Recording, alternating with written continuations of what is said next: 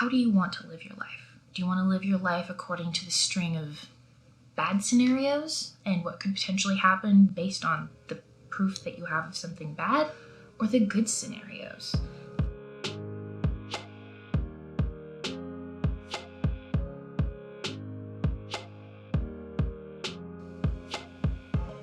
Hi, I'm Rebekah Manella with Anxious to Abundant. Thank you so much for coming back to my channel. Remember to subscribe and hit the bell icon so that you can get notifications anytime I post a new video. I really hope that you've been having a good week.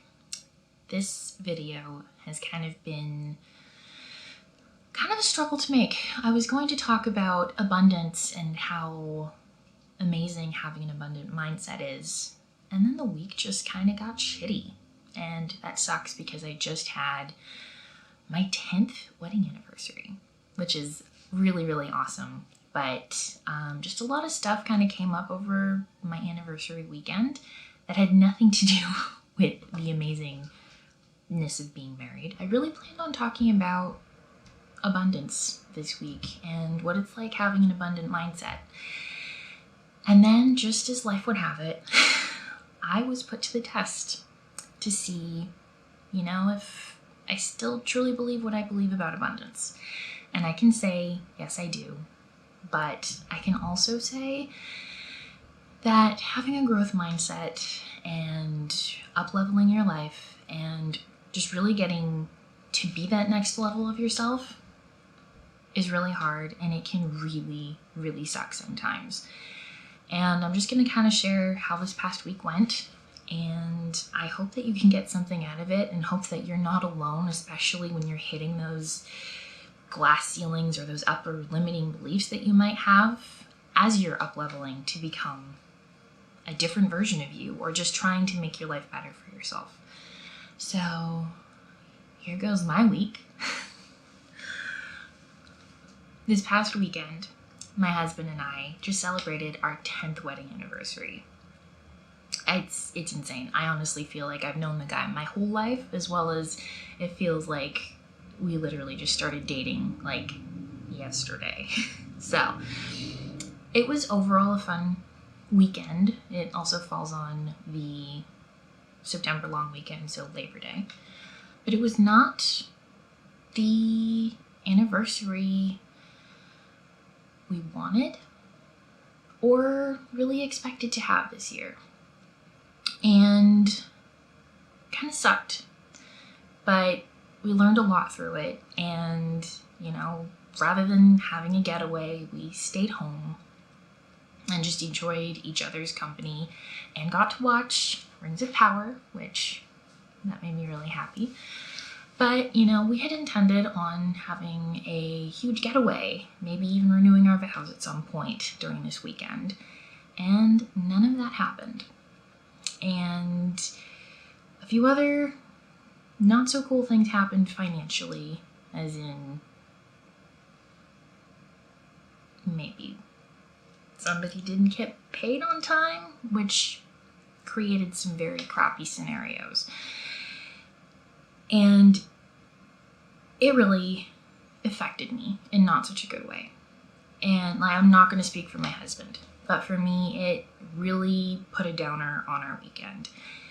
And as I sat with myself a few times, just giving myself a timeout to just center and, get myself back to a place of gratitude and joy, I realized that I still truly felt abundant, and like I was in a place of growth, even though the circumstances were absolutely shitty. And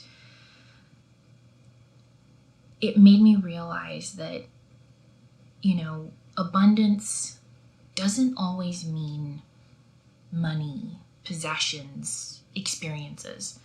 Abundance is really something that happens in here and you hold in here.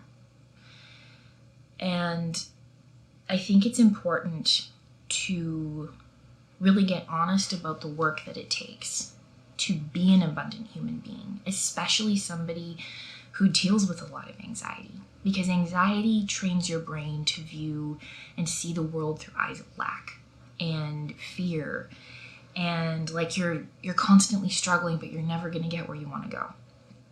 And sometimes in life it feels that way, and sometimes you do hit a wall, and you maybe get some not so good news, or maybe money doesn't flow to you the way you want it to, or you don't get the promotion, you don't get the good news that you want.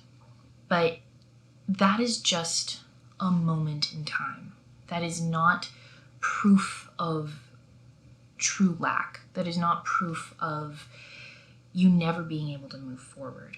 It is literally just a step in the direction that you want to go. And we have that choice when we're faced with that negative scenario. We have the choice to make it mean more than it actually is. We have the choice to let it define who we are, or we have the choice to let that struggle define who we're going to be, in the sense that we say, hey, this really sucks, but I can actually feel the feelings, cry it out, scream it out, do whatever I need to do. But I know that tomorrow I can literally take this lesson and use it in a positive way, in a good way, a way to move me forward. And to me, having that ability to actually realize, like, wait a sec,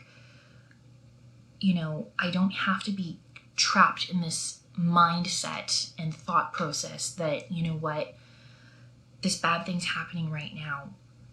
How is this bad thing going to turn into more bad things? No, it's literally, you can sit with the bad thing in that moment and realize that the next moment can be something completely different and something amazing.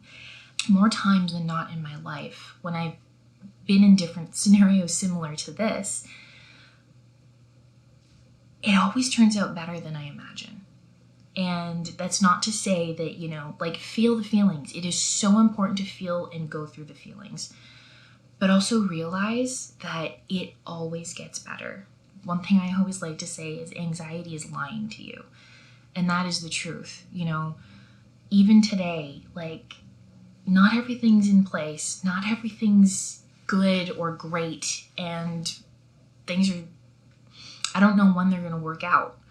But I know that the last time I felt this way about something, it turned out even better. And that is the cycle that I want to keep in my brain, not looking back over all the bad things that happened to me and saying, what, that train of thought's the proof, that, how bad things continue to happen, or that I don't keep getting picked, or, how things fall through.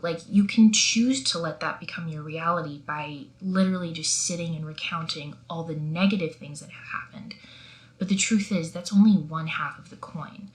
I want to focus on the good things that have happened, the things that I've learned, how I've pivoted because, something wasn't working out. I have the power and the ability to make the choices to say yes to something else, to do something else. You have the power to take a really crappy situation and not let that spiral into something that it's not. It is literally one situation, one thing that's happened, and it does us no service whatsoever to string it together with all the other negative things. On a different note, you could say the same thing about good things that happen. Every moment is a moment unto itself. How do you want to live your life? Do you want to live your life according to the string of bad scenarios and what could potentially happen based on the proof that you have of something bad, or the good scenarios? I personally prefer to live along the string of yeses and the things that have happened good in my life. And the truth is, especially when you start realizing what abundance is to you, you're going to realize that that abundance doesn't mean your life is going to be pain-free, free-floating, good, you're manifesting all the amazing things into your life. That's part of it. but there's still going to be tough times, and there's still going to be pain, and it's just how you react to it. And the more you can start seeing how these are just moments that are stepping stones, they become less, how should I say it? I don't want to say they're less painful, but they stick with you less. The pain sticks with you less. And, you know, it's kind of like an analogy that I've heard is that you can't have darkness without light, in a sense. Like, you don't know what freedom is unless you've not had freedom in some senses. You don't know what joy is if you haven't been sad. So in a sense, you kind of need to have that dichotomy in your life, but you get to choose which one you really focus on and how you want to balance this out. And trust me, it's a struggle. It is not easy, but it is so insanely worth it. And I just really wanted to kind of share this realization that I had with you guys, and I hope that you take something positive from it. If you're struggling with a crappy situation right now, you know, I want you to maybe sit down with your journal and journal out some of the good things that have happened to you in the past, and maybe even journal out some things in the past that have been similar to the situation that have been really crappy, but the good that actually came out of it. And if you're struggling to actually find that, I really challenge and encourage you to actually go do something that makes that shift, because you actually have the power to do that. You know, if you're sitting in your dark room because you're anxious and you are scared to get out of your room, it's not going to feel great right away, but you know, get up and go for a walk, or even just step outside your door. That is actually a positive action that you can take. And you know, if you're also struggling to figure out what those positive actions are, what would make you feel good? Think about that. Journal about that. I used to absolutely hate getting up in the mornings. They would cause me more anxiety than should be normal. I got sick of it. So I decided, you know, what would a good morning feel like to me? And it took me a little while, but I started, you know, writing what my dream morning would look like. Having a nice coffee, having candles, having jazz music play in the background, and just being all cuddled and cozy in a blanket. I think I might have a video on that somewhere in the vault. Maybe. Anyways, I started just adding these little things into my mornings. And now I'm actually quite excited to get up. Some mornings I still wake up with some anxiety, but when I start thinking about how I feel with, you know, the little good things that I put in, I get up and just start that routine, and it kind of shifts the whole day. Even if it's a crappy day where I know that, you know, it's probably not going to go the way that I want, and that's also okay.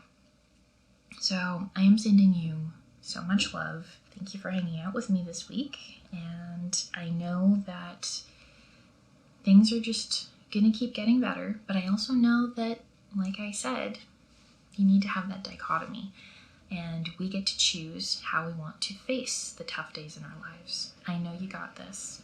So you're amazing, you're strong, you're powerful, and don't forget to subscribe and hit the bell and all that cool stuff. Okay, bye.